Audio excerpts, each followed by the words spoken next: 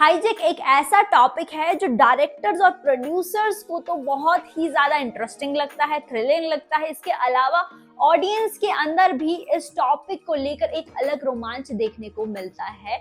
Hijack topic पर पहले भी बहुत सारी फिल्में बन चुकी है, जैसे कि नीरजा हो गई, बेल बॉटम हो गई और हाईजेक हो गई। अब एक नई नवेली सी फिल्म बड़े पर्दे पर रिलीज हो चुकी है। फिल्म का नाम है योद्धा। दोस्तों, योद्धा का जो टॉपिक है वो भी हाईजेक बेस्ड ही है और योद्धा जो है वो बहुत समय से फिल्म चर्चों में बनी हुई थी, क्योंकि इसके जो स्टार है वो है सिद्धार्थ मल्होत्रा और सभी लोग एक्साइटेड थे सिद्धार्थ मल्होत्रा को एक बार फिर से एक सोल्जर के रूप में देखने के लिए, क्योंकि शेरशाह में जिस तरीके से उन्होंने एक सोल्जर का किरदार निभाया था वो काबिले तारीफ था और हर किसी के मन में उनकी एक अलग छवि तब से बस गई थी। और अब क्या ऑडियंस को वो उसी तरीके से सेटिस्फाई कर पाएंगे जिस तरीके से शेरशाह में किया था?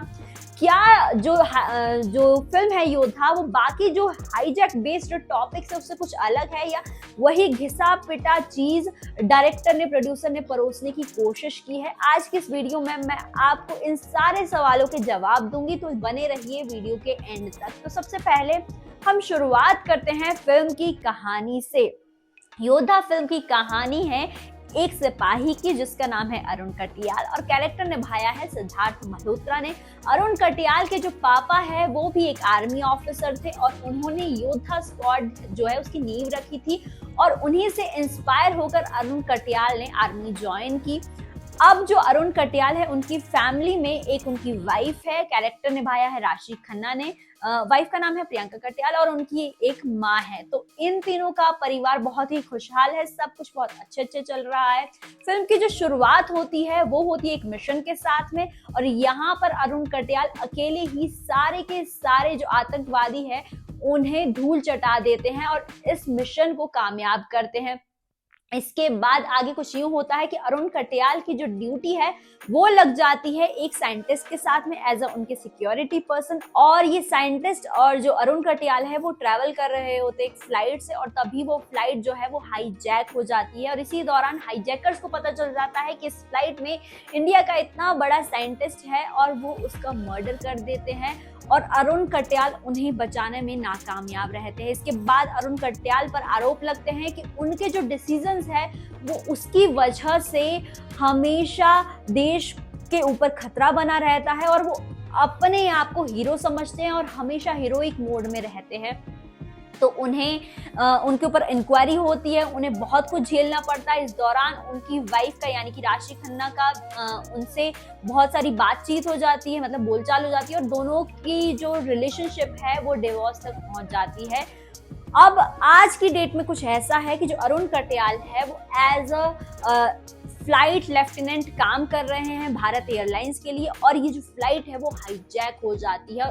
अब हाईजैक के बाद उन्हें पर आरोप लगते हैं कि ये जो फ्लाइट है वो अरुण कटियाल ने ही हाईजैक की है। तो क्या ये जो फ्लाइट है वो अरुण कटियाल ने हाईजैक की है या फिर वो किसी का मोहरा बने हैं? क्या वो एक बार फिर से उसी जाल में फंसेंगे, नहीं फंसेंगे? ये सब जानने के लिए आपको देखनी होगी फिल्म सिनेमा में जाके। अब हम बात कर लेते हैं कि फिल्म में जो कास्टिंग है वो किस तरीके से है और एक्टर्स ने कैसा काम किया है। तो लीड एक्टर है सिद्धार्थ मल्होत्रा, उन्होंने अरुण कटियाल का कैरेक्टर निभाया है और वो हमेशा की तरह, मतलब हमेशा यानी शेरशाह की तरह अगर हम बात करें स्पेशली, उसी तरीके से उन्होंने अपने एक्टिंग में, अपने एक्शन में दम दिखाया है और वो ऑडियंस का दिल जीतने में कामयाब रहे हैं। उनकी वाइफ के तौर पर राशि खन्ना ने भी बहुत अच्छा काम किया। इससे पहले वो फर्जी में नजर आई थी और अब उनकी ये दूसरी फिल्म है, दूसरा बॉलीवुड प्रोजेक्ट है, तो इसमें भी उन्होंने बहुत अच्छा काम किया है। इसके अलावा आपको रोनित रॉय इसमें नजर आएंगे, उनके सिर्फ 2 ही सीन है, छोटे छोटे, इसमें कोई डायलॉग्स नहीं है लेकिन वो भी बहुत अच्छे लग रहे हैं। तरुण विरवानी का बहुत अच्छा काम है और अगर बात करें दिशा पटानी की तो उन्होंने भी बहुत अच्छा काम किया है। एक्शन सीक्वेंस जो है, जिस तरीके से उन्होंने एक्शन दिखाया है वो लाजवाब है और बहुत अच्छा काम किया उन्होंने। अब हम बात कर लेते हैं डायरेक्शन की। तो इस फिल्म को डायरेक्ट किया है अरविंद ओझा सागर आमरे की जोड़ी ने और इस जोड़ी ने दिखा दिया है कि भाई किस तरीके से एक फिल्म में ट्विस्ट और टर्न्स लाए जा सकते हैं, किस तरीके से सस्पेंस बरकरार किया जा सकता है। क्योंकि पहले एक हाईजैक का टॉपिक है, सिंपल सा रहता है कि हाईजैक हुआ, हीरो आएगा और बच जाएगा, यही सेम सा टॉपिक हर जगह हमें देखने को मिलता है। लेकिन इस फिल्म में ऐसा कुछ नहीं है। आप पूरा टाइम 2 घंटे 17 मिनट की ये फिल्म है, सोचते रह जाएंगे कि आगे क्या, आगे क्या, अब क्या, अब क्या। और इंटरवल के बाद भी ऑडियंस के बीच में ये जानने की गुदगुदी रहेगी कि भाई ये अरुण कटियाल ही हाईजैकर है या फिर चल क्या रहा है यहाँ पर इस फिल्म में।